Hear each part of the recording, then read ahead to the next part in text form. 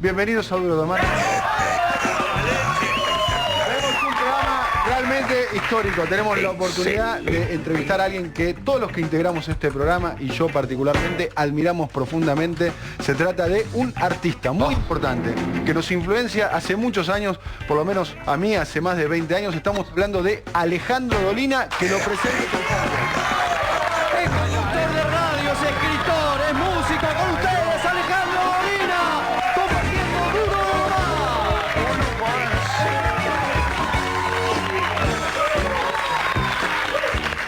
Creo que todos, ¿no? Todos los que estamos acá, ¿no? Guille, Julia, Mariano, Matías. Desde la época de Radio del Mundo. Josefina, desde la época de Radio del Mundo, el programa se llamaba Demasiado tarde para lágrimas.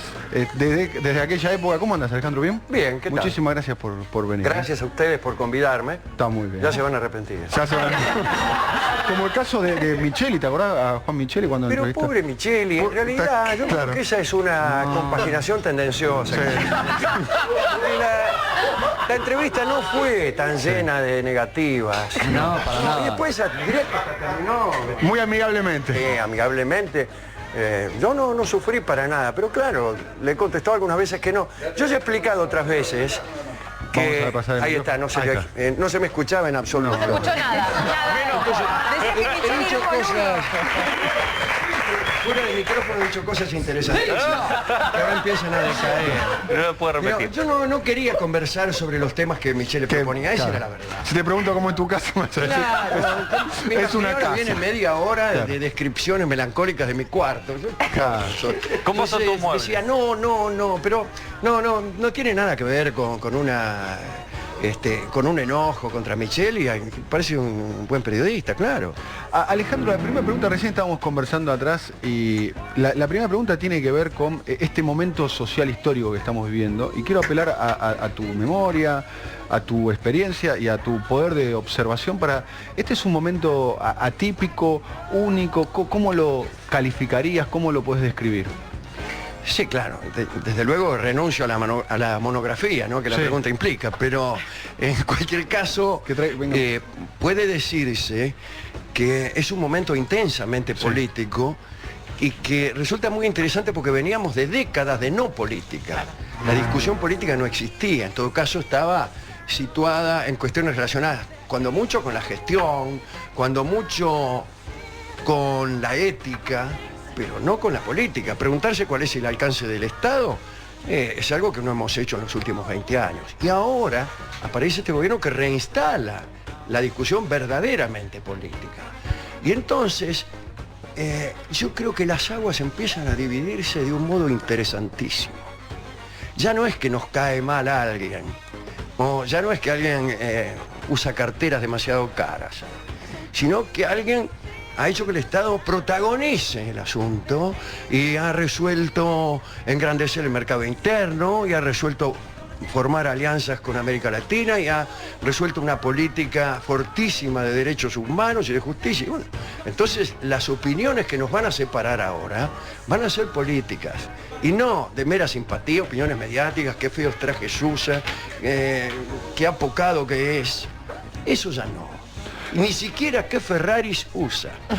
Porque quizá quienes criticaban a Carlos Menem por sus frivolidades, olvidaban criticarlo por la cuestión principal. Por su política económica, Exactamente. De manera que si algo bueno tiene este tiempo, es que la política está en el centro del asunto, y además que lo está con una intensidad tal que casi diría no hay más remedio que dejar que las máscaras caigan. ¿Hubo otro momento que lo podés comparar, digamos, no sé, en la década del 70, en el regreso de Sí, Perón? Sí, quizás? yo diría esto. Mirá, A ver. recién casi lo mencioné, pero podría ser una lista. Crecimiento del mercado interno, intervención del Estado en la economía, control del comercio exterior, una política muy independiente con respecto a las naciones centrales. ¿A qué se parece? Al primer gobierno de Perón. Se parece al primer gobierno de Perón. Se parece al Sí, primer gobierno. sí, A propósito, vos sos una persona que hace muchos años declaró públicamente, ya en la década del 80, cuando se recuperó la democracia, tu identidad política dentro del peronismo. Claramente. Sí, dentro del peronismo, pero no dentro del PJ. Dentro del PJ, Es decir, yo no digamos, tengo que es una más allá, militancia digamos. política, ni No. conozco a nadie, ni me he postulado por No. ningún cargo. Pero ciertamente soy peronista en lo que significa más afuera, en lo que podríamos llamar el movimiento o el pueblo peronista, llamarle como quieran. ¿Y por qué te hiciste peronista? ¿Quién te hizo peronista? ¿Qué es lo que te motivó? Yo provenía de una familia radical, Ajá. pero con fuertes pinceladas irigoyenistas. Claro. Mi abuelo era dirigente sindical, ferroviario, irigoyenista y había sido antiperonista y se enojó mucho, sin embargo, después de la llamada Revolución Libertadora. Pero algunas lecturas, tempranas lecturas de Jauretche, de Scalabrini, me hicieron peronista. Había yo también, desde luego, abrevado en fuentes de izquierda, como es Sí. inevitable cuando uno es un estudiante, ¿no? Pero finalmente allá por los 20 años me habré hecho... Scalabrini y peronista. Jauretche, Sí. estamos hablando de la raíz nacional y popular del radicalismo, Exactamente, claro. Pero después todo proviene del radicalismo. ¿no? Ni más. Y Forja. Ni más ni menos que eso. De este periodo histórico, ¿qué es lo que más destacás, digamos? ¿De qué periodo histórico? De este actual, Ah, que estamos viendo, de este ciclo. ¿Qué medidas o qué cuestiones, la asignación universal, el matrimonio igualitario, qué cosas te Sí, bueno, yo diría que hay 2 o 3 patas que son Sí. fundamentales. La primera es la que menos se ve, pero Sí. es la que solidifica el asunto, que es la decisión de una economía basada en la producción de bienes. sí. Esa es una cosa. La segunda cosa tiene que ver con la justicia. Es un gran coraje para encarar temas relacionados con la justicia y relacionados con nuestra historia que antes no habían podido ser encarados con profundidad. Y la tercera pata es de indicios, de cuestiones que no son tan profundamente económicas ni que afectan tanto, pero son indicios relacionados con la vida cotidiana.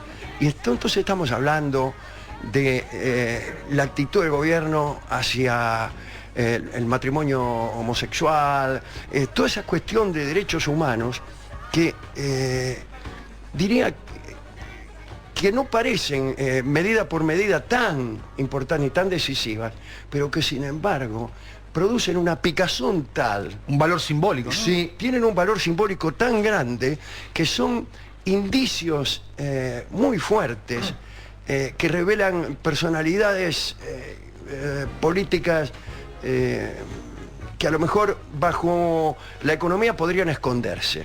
Y en cambio cuando aparecen estos asuntos parece que las máscaras cayeran más rápidamente. Producen mucha urticaria. Yo creo que nadie cuestionó tanto la política económica como, por ejemplo, se cuestionó el matrimonio homosexual.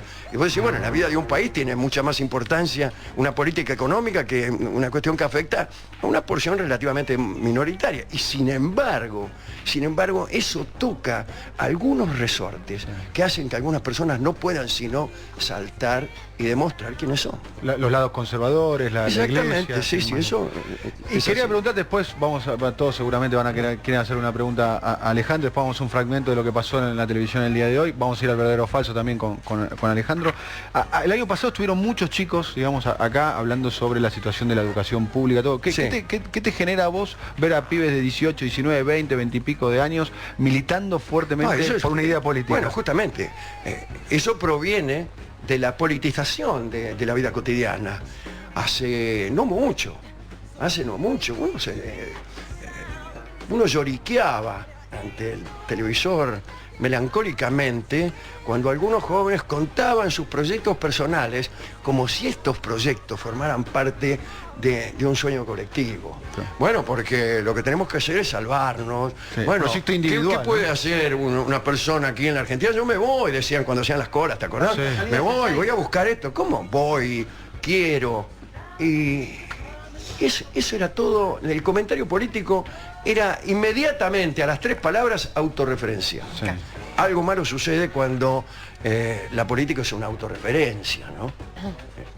Era Yo me muy- voy a Italia porque aquí etcétera. Además cambió la ecuación, hace 10 años todos se querían ir del país y hoy esa discusión por lo menos no está entablada en una mesa familiar, entre amigos. No, salvo una cuestión estrictamente anecdótica, individual que tiene. Es más probable que vengan de otros países más acá, probable, ¿no? Por suerte. ¿Mirás televisión o no? Miro televisión, sí, mirás miro. televisión. Vamos a la televisión compacta, que es un fragmento de lo que bueno, quedaría mejor que yo dijera que no veo televisión. Pero se sabe que para alcanzar la Queda bien, categoría ¿no? de intelectual es indispensable la no visión de la televisión. No tengo Bueno, te tele. vamos a preguntar a propósito de los realities, de varios... Bueno, tampoco quiero decir que la veo, no que la aplaudo.